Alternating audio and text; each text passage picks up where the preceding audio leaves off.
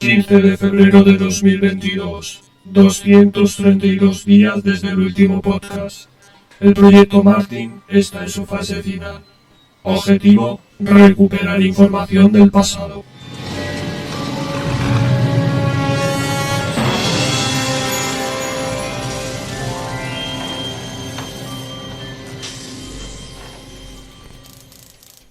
No, otra vez no.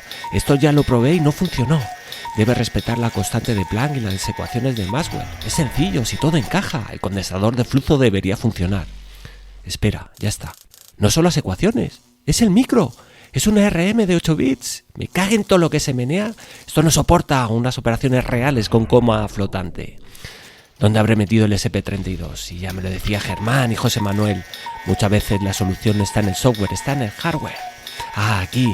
Espera que lo conecto. Potencia máxima y ¡sí! ¡Funciona!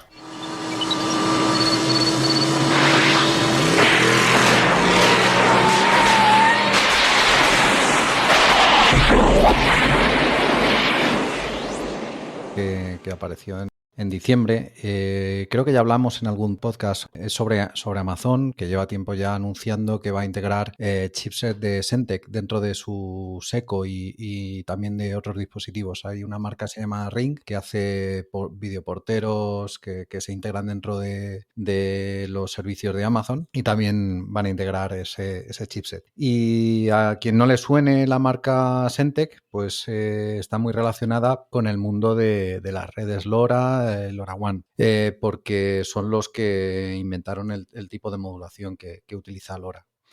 Entonces, Amazon quiere integrar dentro de sus dispositivos algo que ellos llaman internamente SideLink. Y básicamente lo que pretende es hacer una red de comunicaciones para conectar dispositivos igual que se hace en LoRa. Lo que no tienen decidido todavía, o en el momento en el que salió la noticia no tenían decidido, es qué tipo de comunicación de radio iban a utilizar. Y al final parece que han estado en comunicaciones, o sea, en negociaciones con la LoRa Alliance, de la cual entraron a participar a principios del año 2020, y parece ser que al final sí que van a utilizar LoRaWAN como interfaz de radio, ¿vale? Por lo que se habla de que es posible que nuestros dispositivos Amazon Echo al final se puedan comportar como un gateway de LoRa. Germán, da una pincelada muy pequeña de SDR. SDR es Software Defined Radio, radio definida por software. Es algo que está muy de moda y también en entornos profesionales. Se utiliza para aplicaciones militares, casi una exigencia ahora que todas las radios que se compren sean compatibles con algún tipo de estándar de SDR. Básicamente, el SDR te da la flexibilidad de definir con código qué es lo que hay en el aire, o sea, qué tipo de señal va a generar. Aquí ya no se utilizan moduladores como estábamos acostumbrados, pues, por ejemplo, en la radio FM, que son circuitos electrónicos. Aquí no, aquí es un software que es el que define cómo es la forma de onda, cómo es la señal de radio. Tú imagínate una centralita de alarmas que se conecta a este tipo de... que se conecta normalmente a la red Wi-Fi y en un momento pues te quedas sin suministro eléctrico en tu casa. Pues esa centralita se podría conectar al dispositivo de un vecino que a lo mejor está a 200 metros en la casa de enfrente, que sí que tiene luz y digamos que tiene una vía de backup para comunicarse con el servicio en la nube.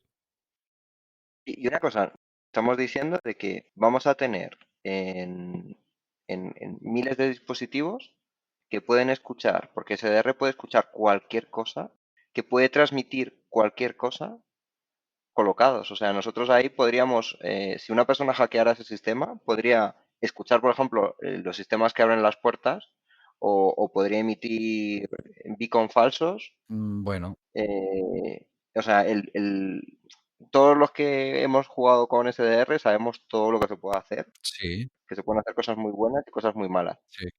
El que tengas un dispositivo en cada casa de ciudadano que permita hacer eso es peligrosísimo. O sea, me refiero, o sea, si alguien controlara eso para hacer cosas malas, ya no estamos hablando de que Alexa te escucha. Estamos hablando de que escucha todos los dispositivos de radio que tengas por allí.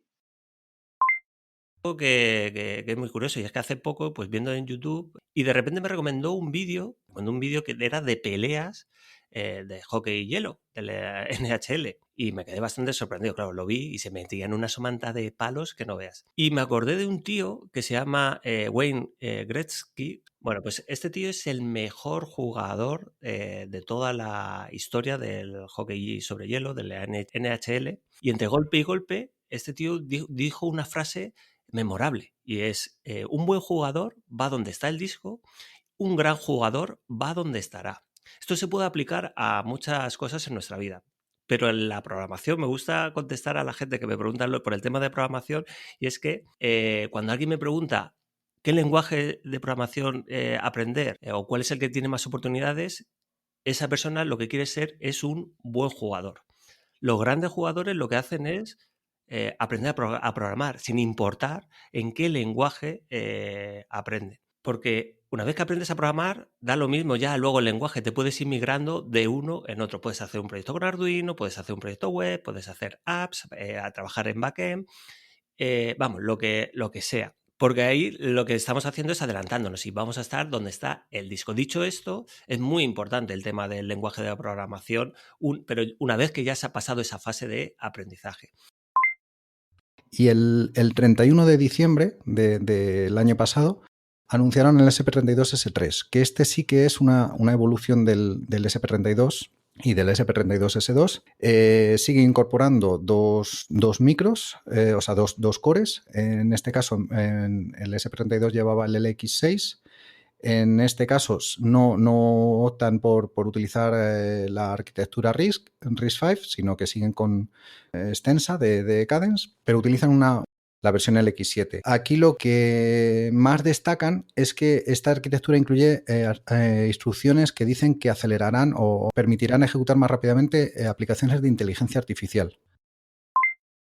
¿Han tenido problemas, tuvieron algún problema con que se le podían, hay un truco, digamos, que es de hackeo, digamos, que consiste en modificar cuando tú le estás dando tensión, de repente se la cortas y se la vuelves a dar y, y puedes hacer que haga saltos, y con esos saltos puedes sacar información del chip. Sí, sacaban la clave de cifrado Exacto. del micro. Entonces, mucha gente lo considera un micro inseguro.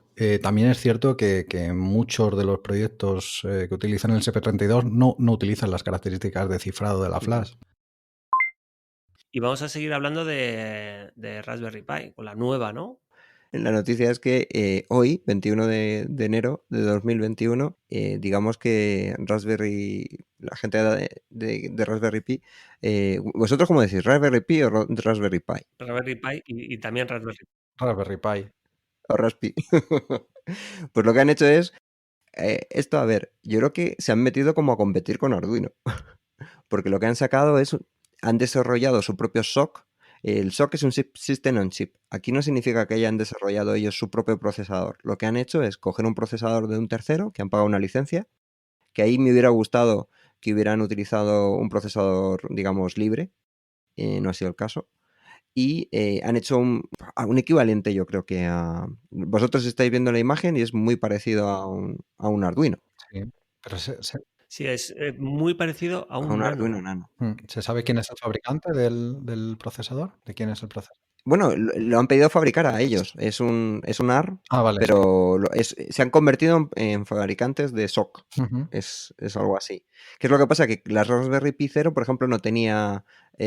consumía muy poquito, aunque aún así eran un consumo de unos 100 milivatios, y no tenía entradas analógicas. Y entonces han creado su propio chip, su propio System on Chip, y incluso tiene entradas de... Bueno, aquí se puede ver, lleva un ARM, un Cortex M0 a 133. Lleva luego después 264 kilobytes de RAM y 16 megas de flash.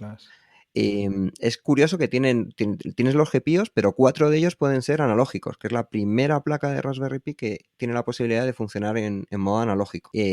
Luego después tiene canales PWM, se puede manejar a través de USB 1.1 y luego tiene una característica muy importante que es que se comporta como un medio de almacenamiento, con lo cual tú, una de las cosas que he visto es que puedes compilar un programa, compilar no, Sí. coges un programa en Python, Y lo subes. lo copias directamente a ese disco duro que te aparece ahí y se ejecuta. Sí. O sea, va a ser...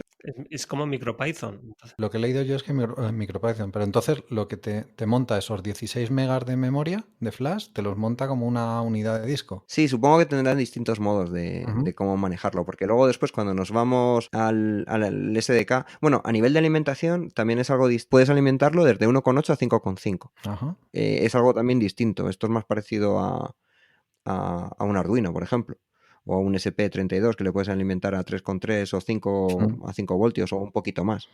Pone que lo puedes alimentar con pilas alcalinas normales, con 2 o 3. Ajá. Sí, porque tiene modos de bajo consumo y luego después hay una cosa que es muy interesante, ya os digo, cuesta $4, pero han hablado con muchos proveedores, pues Adafruit, y van a sacar sus propios diseños. O sea, Ujú. tenemos aquí este diseño de Adafruit que lleva más memoria. quería yo grabar un capítulo donde habláramos un poco de si elegir una Raspberry Pi o un ordenador, un servidor NUC. Y quizá esa no sea la pregunta, quizás sea mejor o pensar, deberíamos de pensar en qué situaciones es mejor utilizar una Raspberry Pi y en qué situaciones es mejor utilizar un... ¿Es un servidor? ¿Lo podemos llamar servidor? ¿Lo podemos llamar un ordenador NUC? Ujú. Sí, Sí. es un ordenador, lo puedes utilizar. Hay NUC desde edición hasta otros así para aplicaciones industriales.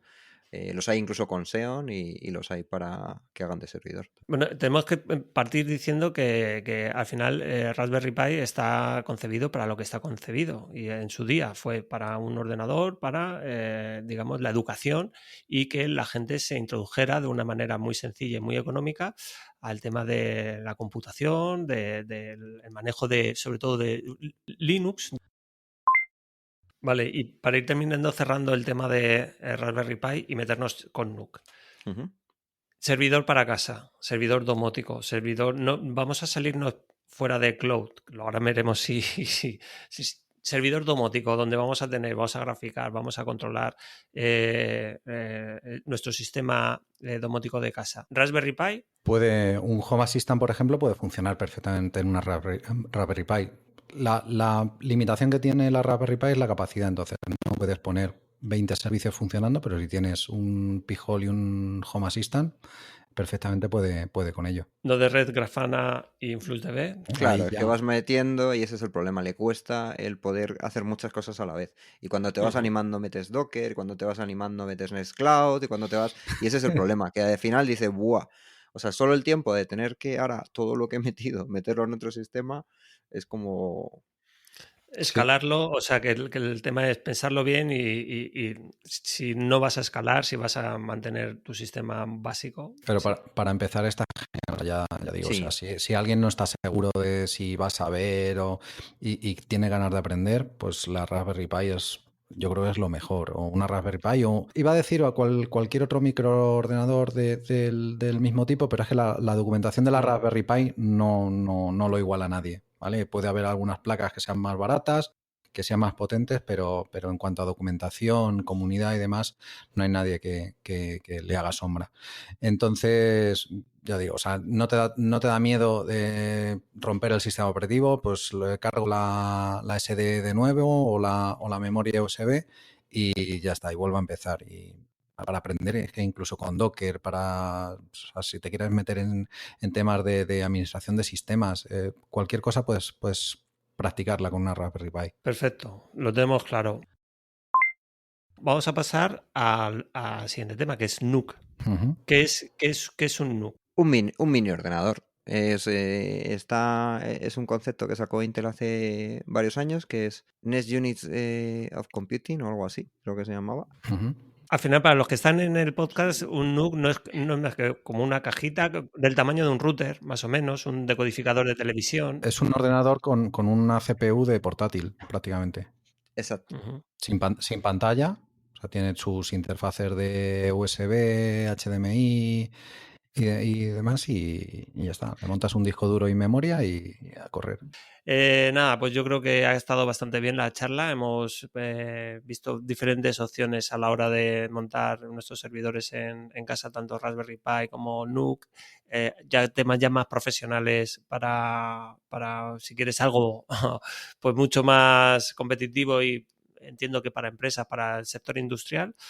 Y nada, yo creo que ahora ya es cuestión de ver en qué situación estás. Como ha dicho Germán antes, si te estás iniciando, lo mejor es empezar con una Raspberry Pi, algo muy económico, que lo vas a montar y vas a empezar a trastear. Y cuando ves necesitando más, pues puedes pasar a un NUC y incluso hablamos ya de NAS, pero bueno, eso yo creo que ya es más, no tan para makers, sino que es más como una solución ya más cerrada para el público en general. Entonces, antes de nada, ¿para qué sirve? ¿Qué es esto? ¿Qué es lo que podemos hacer con este proyecto? Y yo creo que quién mejor que el impulsor del proyecto, que es José Manuel. Bueno, ahí la verdad es que los dos tuvimos la misma idea, Óscar y yo. Lo que pasa es que por un poquito saqué yo la versión que funcionaba, porque los dos, a ver, ¿para qué sirve primero? Para recibir un satélite. Julián lanzó un satélite en el 2019 y entonces tenían unas Acuérdate, tiene un nombre Fosasat, de Fosasat, Fosasat, que ya hablamos. exacto. Con 16 años desarrolló un satélite, lo lanzó con éxito y pues tenían unas estaciones para recibirlo basadas en Arduino y no tenían conectividad a internet, con lo cual era bastante tedioso el tener que copiar los datos que te aparecían por el puerto serie y mandárselo a ellos a una página web. Y dije, pues, ¿por qué no cogemos y con un TTGO que tiene wifi, que lleva un SP32, hacemos todo eso por internet? Que automáticamente al recibir los paquetes se envíen pues, a los propietarios del satélite. Y empezó con eso, como una idea para recibir únicamente ese satélite. Y de hecho ya hablamos de todo eso. Sí, correcto. De los Vale, problemas pero que hubo y tal. ¿recibimos paquetes? ¿Qué recibimos? O sea, ¿qué información recibimos de los satélites? A ver, lo que nos envíen y nos dejen entender. Porque realmente, a ver, los satélites normalmente, antiguamente lo que hacían era como cuando lanzaron el Sputnik que hacía unos bip bip, eso es como el nombre que tiene, el distintivo, digamos. Entonces, los satélites aficionados mandan en CW, en código Morse, mandan su nombre. Y luego lo que fueron evolucionando y lo que hacían, aparte de mandar su nombre, era mandar el estado de las baterías, el estado de las células solares, el cómo están. Entonces, básicamente nosotros lo que recibimos es la telemetría. Eso se llama telemetría, que es el cómo está el satélite, cómo están sus baterías, cómo están las células solares, la temperatura que tiene dentro, porque eso es muy importante para las baterías, todo ese tipo de información. Pero en algunos satélites tenemos modos extra. Por ejemplo, con FOSA una de las cosas que no pudimos probar es una cosa que se llama repetidor. Entonces nosotros podemos mandar un mensaje desde tierra y el satélite lo repite. Al final, gracias a ese sistema, que hay otros satélites que lo van a tener, incluso algunos de los satélites que Norby, por ejemplo, que es el que recibimos ahora, lo tienen, pero todavía no nos han dado acceso a ello, es el modo de repetidor. Y eso parece no muy interesante, pero sí que lo es. No solo para poder decir, tener en cuenta que el satélite ahora mismo recibe unos mensajes a unos 2.500 kilómetros. Entonces, cubrimos 5.000 kilómetros, porque el radio son 2.500, son 5.000 kilómetros.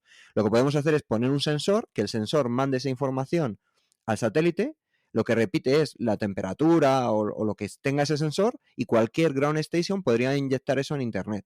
Con lo cual podríamos tener, perdido en el Amazonas o en el Atlántico, podríamos tener un sensor que manda la información al satélite y recibirlo. Al final es hacer experimentos, el recibir un satélite que ya de por sí es bastante chulo y el poder hacer todos los experimentos relacionados con este tipo de tecnología y sobre todo, que no lo hemos dicho, con un precio increíble. O sea, un TTGO hay varios nombres de distintas plaquitas que lo reciben y son todas menos de 20 euros. Con lo cual, por muy poquita inversión, puedes estar recibiendo y participando en un proyecto como este. Explícalo un poquito, Óscar, el cómo funcionan, la comunicación de la Ground Station por MQTT, qué tipo de topic y cosas está haciendo constantemente. Bueno, sí, ahí lo que hemos hecho es primero emitan un pequeño topic en el que se identifican, describen su configuración interna para ver un poco cuál es su estado y luego lo que hacen es mandar un keep alive continuo para que ambos sepan que están vivos y saber el estado en todo momento. Ahora con esta versión, sobre todo, la idea es que el servidor tenga información en tiempo real al máximo posible de todas las estaciones para tener en la página nueva, en la página web esta nueva que hemos hecho, para tener la información en tiempo real al máximo posible. Entonces sí, siempre hay una comunicación ahí intermitente, pero continua. Ujú. Y no de red, ¿cómo se traga el tema de tantos usuarios, de tanto payload y tanta carga de tráfico? Pues está funcionando bastante bien. Yo creo que no está generando ningún problema. Hemos intentado que las consultas sean lo más optimizadas posibles, digamos, que no se hagan consultas a la base de datos innecesarias, etcétera, que es lo que al final lo que más consume, sobre todo de memoria, porque al final las bases de datos siempre que tienen que restaurar cosas de disco se comen parte de la memoria. Y así haciendo algunos truquillos, yo creo que estamos muy bien de recursos. En todas. ¿Base de datos? ¿Qué base de datos? Estamos utilizando una Mongo y también tenemos algunas otras para las estadísticas, pero la principal de lo que tienen los datos de los usuarios es una MongoDB. Que es no SQL, ¿no? Claro, eso es pepinaco para todo el tema de consultas. Voy a empezar yo a hablar de es un portal que se llama Kaggle, no sé si lo conocéis, los dos, os pregunto a vosotros. No, yo no lo conozco. Bueno, pues es un portal que una página web que al final es un proyecto de Google enfocado al machine learning y a la inteligencia artificial, donde aparte de formación, pues hay competiciones de todo tipo, son retos que van marcando pues diferentes empresas, diferentes organizaciones y te permiten trabajar en diferentes aspectos de la inteligencia artificial y del machine learning.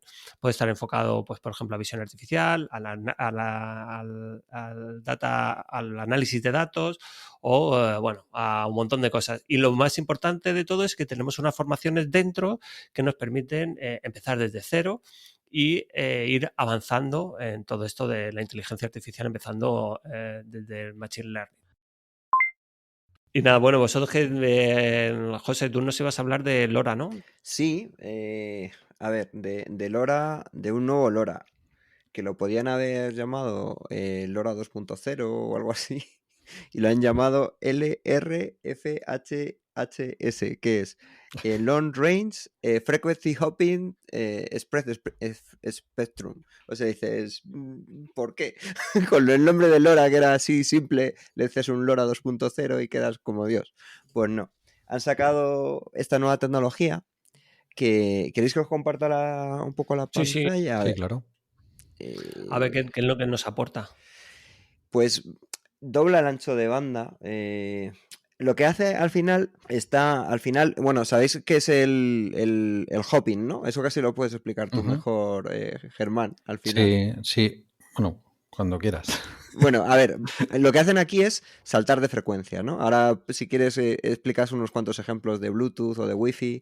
Entonces lo que hacen es transmiten paquetes chiquititos de 50 milisegundos, no más grandes, y los van pegando saltos en un ancho de banda que aquí algunos radioaficionados se van a asustar, porque, bueno, empiezas con 137, que ya es grande, te vas a 336 kilohercios de ancho de banda y el otro que tienen propuesto es de 1,5 megas de ancho de banda. Eso significa que vas a estar mandando, digamos, frecuencias en todo ese rango, que eso a los radioaficionados no les gusta mucho. Pero lo bueno que tiene el hopping es que lo haces en muchos sitios distintos, con lo cual interfieres poco, porque el LoRa lo que hacía antes era un silbido, pero era un silbido entre dos frecuencias de subida o de bajada, pero entre dos frecuencias, digamos, que te movías. Y aquí no, aquí vas pegando saltos. Comenta, por ejemplo, se utiliza en Bluetooth, ¿no? No, a ver, se utiliza el salto en frecuencia, se utiliza principalmente para evitar las interferencias. Cuando tienes una interferencia normalmente es una frecuencia la que te está molestando y entonces para resolverlo es tan fácil como cambiarte de canal. Entonces, en vez de cambiarte de canal, digamos, de manera reactiva, es decir, cuando tienes una interferencia te cambias, el salto en frecuencia lo que hace es definir un patrón y dentro de un ancho de banda pues va saltando de manera pseudo aleatoria. Entonces, de esa manera, pues si tienes ruido en una frecuencia, solo te va a causar interferencia en una pequeña fracción de tiempo. Y bueno, vamos con tema, ¿no? Tú traías hoy un tema calentito. Sí, yo mirando a ver de qué es esto del JTAG, de cuándo viene y qué diferentes opciones hay. Entonces, JTAG significa Joint Test Action Group, que viene a decir que fue un grupo que se montó para definir un estándar para hacer debugging depuración en circuitos físicos, ¿vale? Porque el problema que había hasta entonces es que cada fabricante montaba su sistema de depuración con sus herramientas.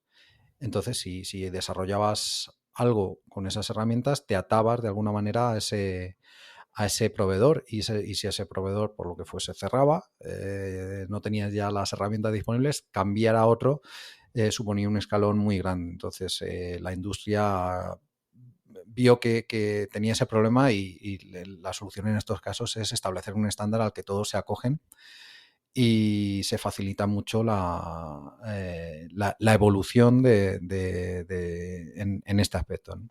Entonces esto se montó en 1990 se publicó el estándar que se había montado 5 años antes, con lo cual se ve que sí que hubo un trabajo de 5 años para establecer este estándar. El primer dispositivo que, por ejemplo, de Intel que incluía interfaz JTAG fue el 486,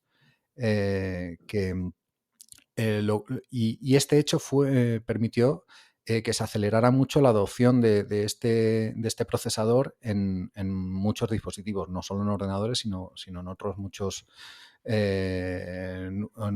equipos.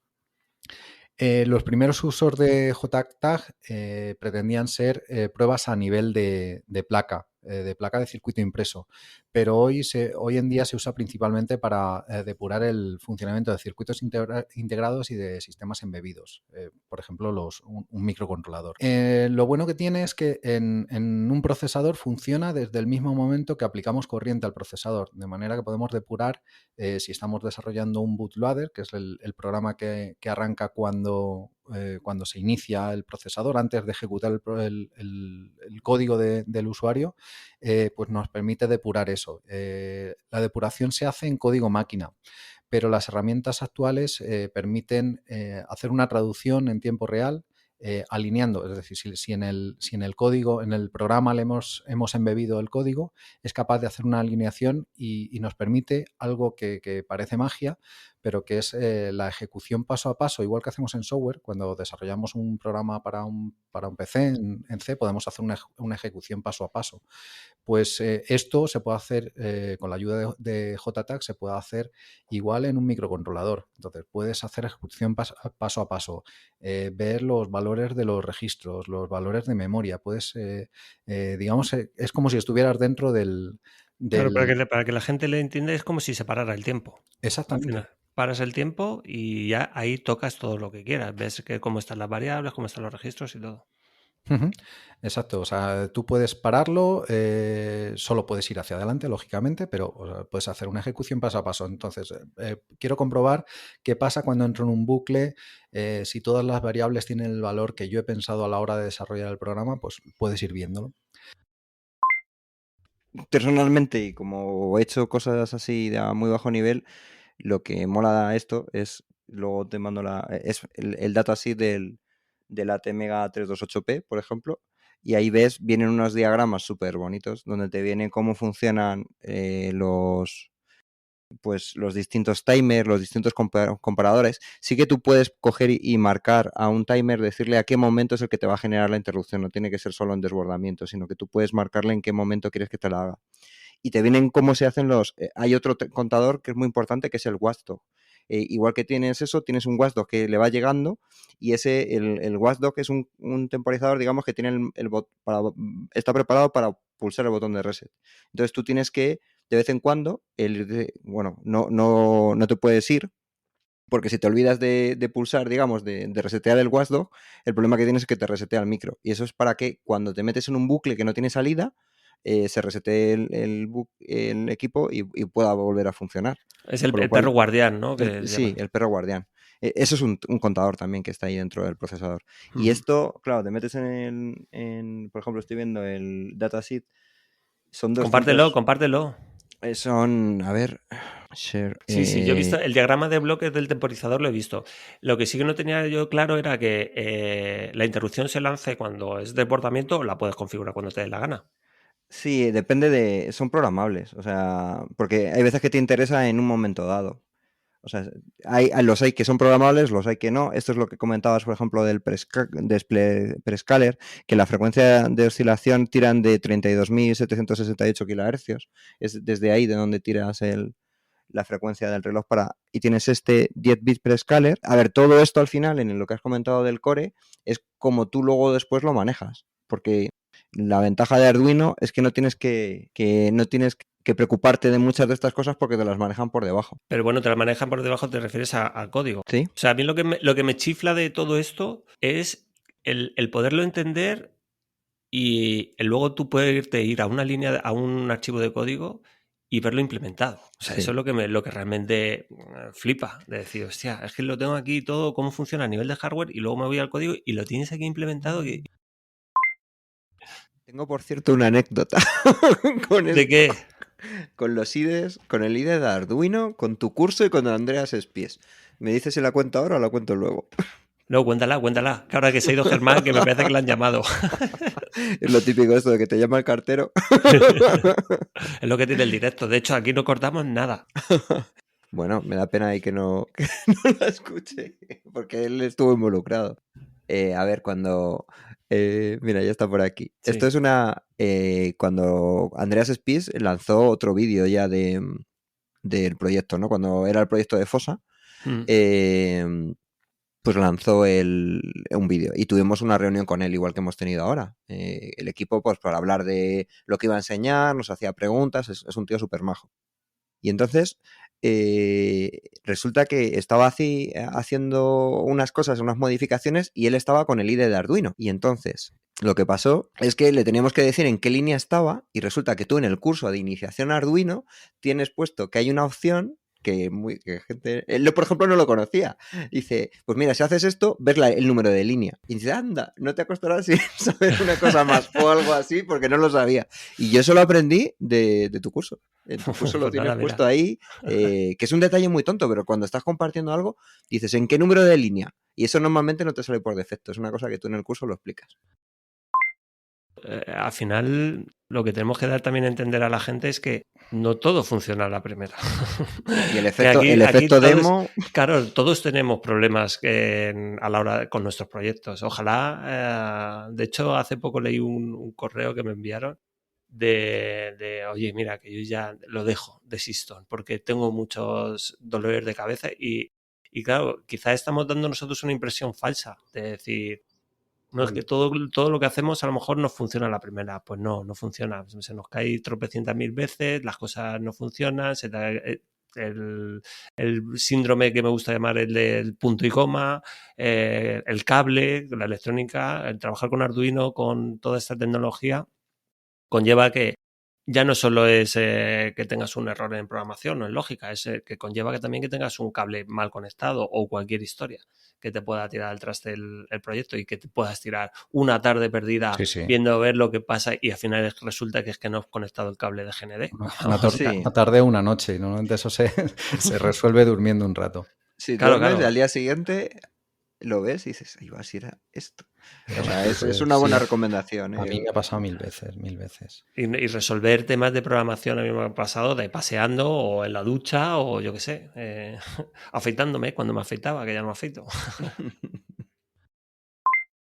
Aquí, José Pérez, en su proyecto, en Spurna, pues siempre hablaba de Platformio y todo esto. Y yo siempre estaba tirando de Arduino, que era el que conocía. Y es que al final es mucho más sencillo. Y entonces es lo que vamos a enseñar. O sea, al final, tú cuando trabajas con Arduino, digamos, el hacer el Blink con un Arduino normal, súper sencillo. Pero cuando tienes que meter un SP32 o un SP8266 o existen varias plataformas que puedes añadir, pues sabéis lo del JSON, que si las librerías, que si no me compila, que si es la misma. Vamos a ver hoy que con Platformio tardas 5 minutos en compilar algo y te olvidas de las librerías, de las plataformas, te lo hace todo por debajo. Entonces es una maravilla. O sea, al final no es lo común, digamos, pero con lo que vamos a enseñar hoy, yo creo que mucha gente va a decir, anda, ¿y por qué no he usado yo esto antes? Claro, pero aquí pasa, me recuerda mucho a los frameworks de inteligencia artificial. Está TensorFlow y está PyTorch. Y TensorFlow, digamos, con Keras pone un nivel por encima de abstracción, y el problema es que si te da algún tipo de error, si no entiendes lo que hay por debajo, lo pasas mal. Entonces, ¿crees que en este sentido, por ejemplo, el IDE del 2.0, tienes que manejar tú las librerías y por lo tanto sabes lo que estás haciendo y entiendes lo que estás haciendo? En este puedes, a ver, al final el control que tienes en Platformio o cuando tú haces lo de las líneas es mucho más, pero al final, incluso para usuarios que no saben mucho, aquí no les va a fallar. Y luego después cuando te da un error o cuando estás programando es mucho más sencillo el que te lleve al sitio donde lo ves. Entonces, a ver, ¿qué es lo que pasa? Que tienes muchísimas más opciones. En Arduino puedes ir diciendo casi todo lo que sale ahí, sé para qué sirve. En Platformio o en el Visual Studio Code, que es la base por la que está instalado, es difícil el controlar todas las opciones porque tienes de todo. Tienes el tema de debug, tienes el tema de borrar, Pero ya te digo que animo a todos los que utilizan solo Arduino, que era yo uno de ellos, a que des el salto. Y es que en cuanto des el salto, a ver, no he probado el Arduino 2 de uso, o sea, normalmente. El otro sí, pero el 2 no me he puesto a usarlo. Pero es que una vez que te pones a trabajar con Visual Studio Code, con Platformio, es todo tan sencillo que es muy, muy recomendable. Bien, pues yo por mi parte ya está. Ha comentado también Germán el tema de los registros del SP. Lo dejamos ya por finiquitado, ¿no? Esta lección. Tenemos que hacer otro programa viendo con más detalle el analizador lógico y ver cómo analiza protocolos. Podemos ver protocolos I2C, por ejemplo, para que la gente lo vea. I2C, SPI, todos. Para hackear sirve buenísimo. Tú pinchas y tiene una de las funcionalidades que es cuando lanzas un programa hay una opción y es que un pin es el que te activa. Entonces tú en tu programa le dices, no das tú al botón de grabar, sino que el propio pin es el que te activa la grabación. Y es muy útil para cuando quieres medir cosas en un momento dado, tú lo colocas todo y pones que ese pin sea el que te grabe, ¿no? Entonces es una maravilla, está muy, muy bien. De hecho, este cacharrito cuesta nada, como 7-8 euros me parece. Menos, bueno, sí, por ahí, vamos a decir. Sí. Por ahí. Sí, y si te metes en el de... Bueno, pero ahí no hagamos daño. Ahí bueno, pero eso es profesional. Yo lo entiendo, que la gente que lo necesite, eso tiene que ser una maravilla. Pero claro, cuesta 800 euros. El software de SIGROC, que también funciona con los originales de SaliAI, para mí es bastante superior o hace más cosas. No estéticamente es mejor el de SaliAI, pero en cuanto a funcionalidad, yo creo que está a la misma altura o incluso un poquito por encima. Y ya te digo, funciona genial. Luego, además, ese software, el SIGROC, bueno, cuando lo instalas creo que pone PulseView.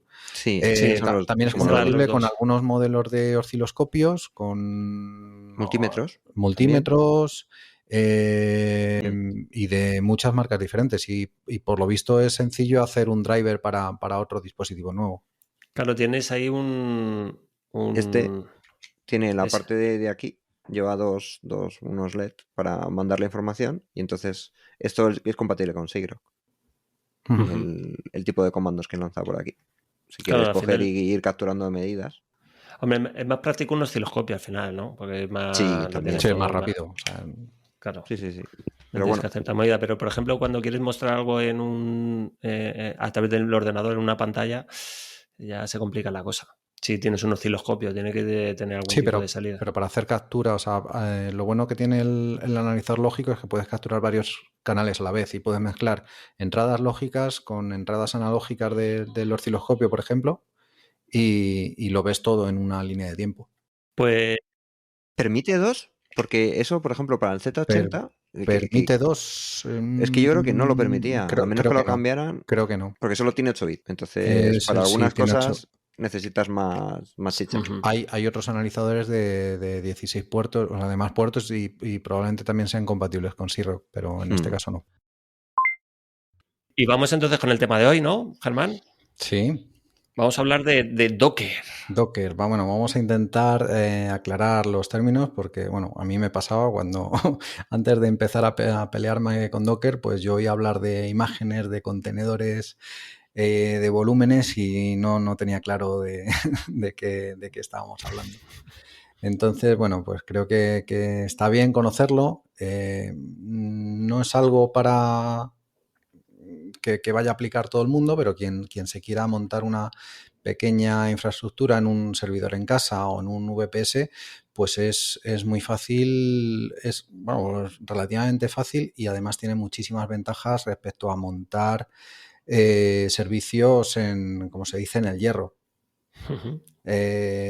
Sí es cierto, yo al principio era reticente de utilizar Docker porque a mí pues me gustaba aprender pues eso, los servicios que instalo, pues cómo funcionan, te instalas un Apache, luego te instalas un servicio web y ves cómo se configuran, pero bueno, cuando ya has llegado a un punto te encuentras que tienes que migrar de servidor y tienes que volver a repetir todo eso desde cero. Pues con Docker eso se reduce mucho el tiempo necesario para hacer una migración o mover un servicio de una máquina a otra. Entonces, bueno, cuando hablamos de Docker, podemos decir que hablamos de virtualización, ¿vale? Y los que peinen canas como nosotros, ya veis, os podéis hacer una idea de la edad que tenemos, pues os acordaréis, y bueno, de hecho todavía se usa mucho lo que se llama la virtualización de las máquinas virtuales, en las que pues dentro de un software simulamos un PC, un ordenador, al cual le instalamos un sistema operativo y sobre ese sistema operativo se instalan diferentes software, igual que haríamos una máquina real. Por lo tanto, estamos emulando una plataforma hardware. ¿Qué ventaja tiene hacer eso? Primero, que podemos aprovechar mucho más nuestro hardware porque si en un ordenador instalamos, por ejemplo, un servidor web, un Apache, la mayoría del tiempo va a estar desocupado, solamente cuando utilicemos esos servicios web que sirve, pues es cuando va a estar ocupado. Entonces, el resto del tiempo que está haciendo, pues no haría nada. Entonces, si montamos varias máquinas virtuales, podemos hacer que la carga de ese hardware, que es lo que al final cuesta más dinero, esté más utilizada y se optimiza mucho más el coste. Luego, además, hay otra función que proveen los sistemas de virtualización, que es hacer imágenes, hacer snapshots, que se llama, que es hacerle... es copiar una máquina para poder replicarla en otro entorno de virtualización. Y de esa manera pues podemos hacer migraciones muy, muy sencillas y de una forma bastante rápida.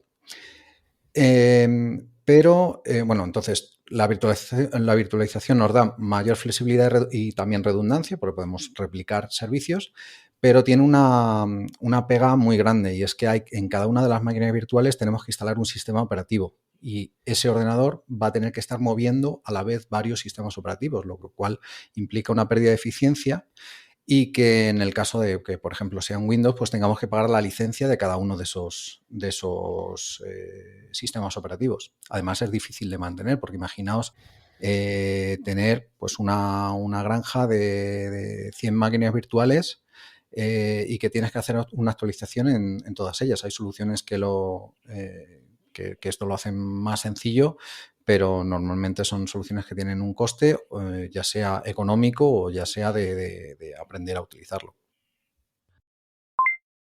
Vale, voy a apagar esto y lo vamos a utilizar el programa que nos sirve para todos estos. Se llama RTL 433 y es súper útil porque nos sirve en ISM, en las bandas ISM, pues los mandos a distancia, los juguetes, las estaciones meteorológicas o incluso los neumáticos de los coches funcionan en esa frecuencia. Y existe un programa que se llama RTL 433 que Buenísimo. funciona tanto para Ubuntu como para Linux, vamos. Bueno, creo que está para Mac también y para Windows, Sí, Mac y en Linux. una Raspberry Pi ya te puedo decir que funciona. Que funciona así. Sí, Y sí. entonces lo que hace es escanear y tiene soportados muchísimos dispositivos. Os lo voy a poner aquí para que lo veáis funcionando. ¿Y que va escaneando toda la... No, porque ese receptor tiene un ancho de banda de unos 2 MHz. Entonces, tú lo pones en una frecuencia y todo lo que caiga ahí en esos 2 hercios MHz, te lo coge? que en 2 MHz es un ancho de banda grande comparado con las señales que va a trabajar. Entonces, puede ver varias frecuencias a la vez dentro de esos 2 MHz. Pero luego los decodifica o algo, ¿no? Sí, te Sí. da, Y la por información. ejemplo, si es Sí, un aquí se sensor están de... viendo de 186 dispositivos, por defecto está decodificando 157. Mm. Entonces aquí ahora mismo es dejarlo y cuando le vas dejando va a empezar a escuchar pues distintas cosas que hay. ¿Y te dice lo que es? Sí. Y el contenido, sí. Por ejemplo, si tienes un termómetro de estos de una estación de meteorológica que son inalámbricos, que trabajan muy probablemente en esta frecuencia, te da el dato de temperatura. El efecto demo. Yo lo tengo para decodificar 2 termómetros que tengo en casa, fuera, y he reutilizado unos antiguos de estos que llevan un reloj que te muestra la temperatura interna y externa. Entonces probé, porque mi idea era decodificarlos por programas, hacer yo un programa que lo decodificara. Y esto me lo enseñó José y bueno, se monta en 5 minutos. Lo bueno es que tiene un modo que te lo convierte en MQTT. Sí. Y te lo envía. Y te reenvía el dato por MQTT y luego ya tú puedes filtrar. Entonces es que ya no te hace falta, ya haces ahí.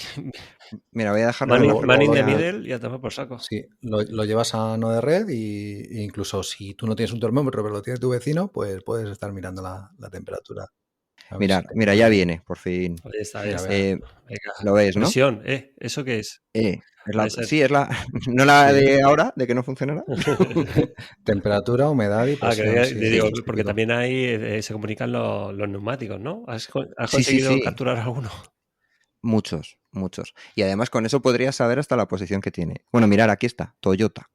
Y te viene la presión del Toyota. Tapa la matrícula, tapa del neumático. Tapa la matrícula. Y este es el identificador. Si os fijáis, el C1, digamos uno, D1 es otro. Estos son... Ahora, esto es que alguien ha entrado en una casa, porque esto es un sistema de seguridad. Y ha detectado que lo han abierto, lo han cerrado. ¿Ves? Detector de movimiento. Este tipo de cosas lo mejor es que fueran cifradas, pero ya veis que en algunos casos no van cifradas. Esto es un peligro. Y esto es una de las cosas por las que hay muchas cosas que el termostato de la caldera, leyendo este dato, sabes la temperatura que tiene, pero alguien puede inyectar el dato y hacer que estés en verano y que te salte la caldera. Entonces, por eso siempre este tipo de datos tienen que ir cifrados. O sea, sería relativamente sencillo, por ejemplo, eso que estamos viendo ahí de seguridad, el poder replicarlo con esos códigos, con ese mensaje, RAW. Sí, claro, totalmente. Desde un emisor, ¿no? Y decirle, bueno, pues ahora en vez de open, close. El problema de este tipo es que no vas a poder medir, por ejemplo, en Deep Sleep con un INA. No tiene la resolución suficiente como para medir y saber cuánto está consumiendo. Pero ahí te puedes fiar o no de los datasheets, que para eso están. Bueno, hay otro truco. Podéis utilizar los cargadores. Existen unos cacharrillos que te dicen la corriente que van acumulando. Es que no lo he encontrado, pero yo se utilicé como de Zoom. Pero eso no tiene suficiente resolución. No, pero lo puedes abrir y le cambia la resistencia. No, ya tiene una resistencia, tendrá una resistencia de 0,1, será parecido a un INA. Claro, pero el integrador sí que funciona. Entonces va integrando el consumo que vas teniendo. Ajá. Entonces lo dejas un día y ves en Deep Sleep y ves el consumo que has tenido en Deep Sleep el día. También y entonces sabes la corriente. Estando en Deep Sleep, te puedes fiar del valor que te da un polímetro, porque la corriente es constante, entonces no tienes que estar midiendo variaciones. Entonces, al ser constante, pues pones el polímetro en modo miliamperios, pero ahí te puede dar un problema, porque cuando lo pones en el modo que es más sensible, la resistencia que pone es muy alta y no da para alimentar el micro cuando está en modo consumo. Entonces, yo lo que hago normalmente es lo pongo en la escala que da mayor resolución, y cuando veo que se ha dormido, rápidamente lo bajo. La primera vez que lo hice pensé que el micro se iba a reiniciar, pero no, aguantó, entonces ya sí lo puedes medir. Esto lo hace eso Exacto. de forma automática. Eso es lo que hace automático y por eso vale lo que vale. Y merece la pena, o sea, tener un cacharrito de esto para verlo merece la pena. Y yo entiendo que, de hecho, yo creo que es open source, te lo puedes Sí, fabricar. sí, tienen publicado todos los esquemas. No tiene mayor misterio, pero claro, sí está muy cuco y tú ya lo tienes aquí montado y para Bueno, adelante. yo creo que los 150 euros que cuesta ya merece la pena si lo vas a utilizar, claro. Si es por curiosidad, pues con un adaptador de esto y sacar 2 hilos a un osciloscopio o a un Arduino como has hecho tú y es perfecto. Entonces, para mí es fundamental el no perder, si te enfocas en la programación, quieres aprender programación, ir a eso a tiro hecho, comprarte una plaquita de estas, aprendes y luego ya sí que te puedes volver loco haciendo conexiones, porque al final con una protoboard, como conectes 4 sensores y 2 actuadores. Sí, si no estás muy seguro de la programación, en cuanto se empieza a reiniciar, dices, ¿es culpa mía o es culpa de...? No, la tienes liada. De hecho, mira, lo voy a enseñar qué es lo que estoy trabajando ahora con un Arduino Nano. Y para el curso, un curso que estoy haciendo de sistema de riego, la que tengo liada. Es un compañero de trabajo, decía que es un circuito encriptado. Claro, tío, o sea, esto es una locura. Sí. Aquí, claro, lo tengo más o menos y lo tengo más o menos, ¿sabes? Pero cómo va conectado, pero lo he pasado mal. Problemas. Mira, tuvimos que implementar un sistema. Cuando te llega un paquete, en el tema de TinyJS, cuando te llega una comunicación del satélite, hay un pin que te lanza una interrupción para hacer la comunicación.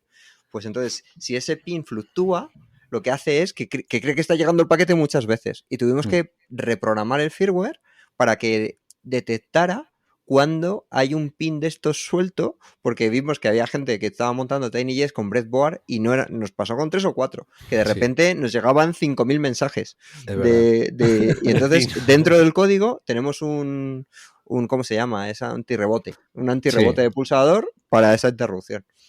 Qué bueno. Por eso que el tema de la electrónica, de las conexiones, vamos. Sí. La electrónica no tiene nada que ver con la informática. En la informática es blanco-negro, la electrónica no. El 80% de los errores van a venir por ahí de, hostia, un cable. Es que ahora mismo no me acuerdo qué fue la burrada que hice. Ah, sí. Que no me funcionaba el sensor con 2 sensores de humedad de suelo. Lo tenía ahí, venga, dale. Y yo, sí, pero si esto, vamos a ver, si esto me había funcionado, pam, si está todo conectado, mira los cables, si esta alimentación, porque además lo alimento por un pin digital para apagarlo y encenderlo. Y esto está a tierra, así, tal, no sé qué. Cuando me di cuenta, no había conectado la tierra. Estaba claro, y eso no funcionaba ni para atrás. Y eso después de unas horas. Digo, bueno, macho, esto no puede ser. Venga, el soldador, tipo lápiz o cautín para todos los hispanohablantes de Hispanoamérica, que lo llaman cautín, claro. Sí. Vale, aquí... y aquí tengo el de toda la vida. Venga, el de toda la vida. Y la estación de soldadura. Yo se lo tengo, pero está en el cajón. Bueno, a ver esta estación que te he hecho grande. Me has hecho grande, pues la estación me la he traído de abajo y se me ha olvidado justo el conector del soldador. Pero bueno, esta la gracia que tiene es que tiene para SMD. Y es fuente de alimentación también. Y es fuente de alimentación también. Tiene una pequeña fuente de alimentación aquí que da hasta 1 amperio y puede regular hasta, no sé si eran 15 voltios. Entonces aquí arriba te representa la tensión y abajo. Y luego tiene lo conectas y para ver si... porque puedes también utilizarlo como voltímetro. Entonces, estaba bien. ¿Merece la pena? Sí, al final lo bueno que tienen estas estaciones es que es muy rápida, calienta muy rápido. Y luego después que con el... ¿Cómo se llama esto? Una pistola de aire caliente. Con la pistola de aire caliente pues te sirve para SMD y tal. Lo que pasa es que la gente que tiene el soldador que, a ver, enséñalo Germán, ese chiquinín, están ver. todos encantados. Entonces, si Este tienes es el- Ese, a ver, ese el- es en AliExpress. Este es el TS100. Hay otro que es el TS90. Este se alimenta directamente en corriente continua con una fuente de alimentación de un ordenador. Y el TS80 es un poco más caro y lo que incluye es que lo puedes alimentar con el cargador de un móvil, pero un cargador USB-C. de carga rápida. Sí, por Sí, USB-C. estoy viendo aquí que el TS100 con un cargador de estos como De un portátil. Yo tengo un cargador de un portátil antiguo o incluso se puede alimentar también con baterías. Sí, pero que por 7 euros te dan ya el cargador y todo, y te dan con diferentes Sí. conectores y toda la historia. Sí, pero es muy cómodo eso, utilizarlo con baterías, con unas cuantas baterías de estas de litio de 3,7 voltios. Te haces un cargador, solamente le tienes que poner un conector y el propio soldador ya te controla la sobredescarga. ¿Vale? O sea, en el caso de que se descargue la batería, Bueno, pero se apaga. cuenta qué es lo que lleva ese soldador dentro. Se lleva un STM32 y de hecho tengo instalado un firmware alternativo que te da mayor control, no hace maravillas, pero bueno, te da mayor control sobre el funcionamiento.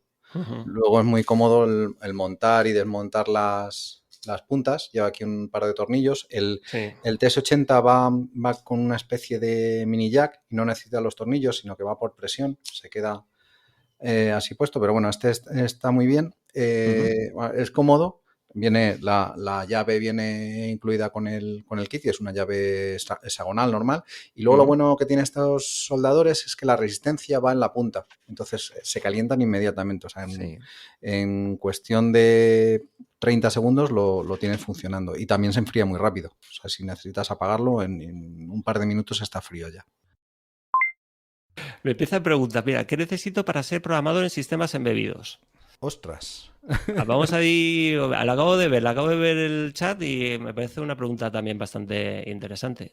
Yo creo que, mira, además, de hecho, podemos hacer un repaso de lo que hicimos. Hemos estado hablando desde enero, que nos empezamos a juntar. Y os acordáis que hablamos en un programa de los lenguajes de programación, que al final, cuál era el mejor lenguaje de programación, según el índice TIOBE, basado en búsquedas en Google. Y yo creo que la conclusión que sacamos ahí es que, bueno, da lo mismo para sistemas embebidos o para lo que quieras. Una vez que es aprender a programar, lo primero que tienes que hacer, el primer paso que tienes que dar. Aprendes a programar y a partir de ahí te vas migrando de un lenguaje a otro, de un ecosistema a otro. Con sistemas embebidos o con Arduino o con SP, quizá el hándicap que, bueno, yo he ido repitiendo a lo largo de todos estos capítulos es el tema de la electrónica, el de poder conectar, que al final el cacharrear, o sea, el hacer proyectos es cacharrear, es conectar cables, me cago en la leche que he conectado un cable mal, revisar que está bien y hasta que al final, pues bueno, de alguna manera sale y es cuando disfrutas. Sí, luego también una duda que surge cuando alguien está empezando es que ¿por qué lenguaje tira? Yo la verdad, bueno, puedes usar C, puedes usar Python, puedes usar también lenguaje ensamblador, pues cuantos más lenguajes conozcas mejor, pero si estás empezando, pues bueno, yo te puedo decir que la mayor parte de lo que he hecho ha sido en C, ensamblador no sé nada o prácticamente nada, o lo poco que sé no lo he aplicado nunca. Nunca me ha hecho falta, quizá hace años era más necesario pues para programar PICs y microcontroladores que tienen muy poquita memoria o son muy limitados en recursos, pero hoy en día hablaba el otro día en Twitter, no recuerdo quién era, comparaban los procesadores 286, 386 con los microcontroladores de ahora y la conclusión que se llegaba es que son mucho más potentes estos microcontroladores que esos ordenadores del pasado, de hace 20, 25 años, y bueno, no hay normalmente problema de recursos, siempre hay que intentar optimizar cuando trabajas con sistemas embebidos, porque lógicamente la cantidad de memoria que tienes es mucho menor, pero bueno, con un lenguaje como C se puede trabajar. También últimamente se está aplicando mucho MicroPython, que es un lenguaje un dolor de cabeza, pero bueno, yo mi opinión es que C se adapta muy bien a estos sistemas embebidos y te permite programar muchos tipos diferentes de microcontroladores. Pero bueno, a ver, lo que habéis dicho, totalmente de acuerdo. Al final, ¿qué es lo que pasa? Que cuando tú tienes los microcontroladores que tienes ahora que son tan potentes, pues no necesitas el tener un lenguaje de programación de muy bajo nivel como código máquina. Aunque viene bien, os recomiendo, hay un curso de un profesor de la Universidad de Alicante, que es un curso de programación en ensamblador como empecé yo programando en ensamblador, que es para el Amstrad, el CPC, y te enseña muchas cosas que luego vienen bien. Cuando vas a programar en C, te vienen bien, pero ojito, hay veces que los trucos de optimización que utilizas en los procesadores nuevos, por ejemplo, si yo trabajaba en 8 bits, pues cuando trabajas con 8 bits, por ejemplo, en un SP32, funciona en 32 bits. Y si tú vas a forzar a trabajar con 8, tarda más. Si haces bucles o haces matrices, es mejor que le des 32 que le des 8 bits, porque con 8 bits tiene que convertirlo, porque él realmente está cediendo un registro de 32. Pero bueno, que en general, como hobby, os digo, lo del tema de ensamblador, el curso que ha hecho este profesor, es que no me acuerdo ahora mismo. Retroman. Retroman, exacto. Es una pasada y además te obliga de primeras a escribir en código máquina, o sea, numeritos. Y es muy didáctico y es muy facilito. Y viene bien, pero bueno, que ahora mismo con C, incluso ya se están haciendo cosas con MicroPython para sistemas embebidos, es suficiente.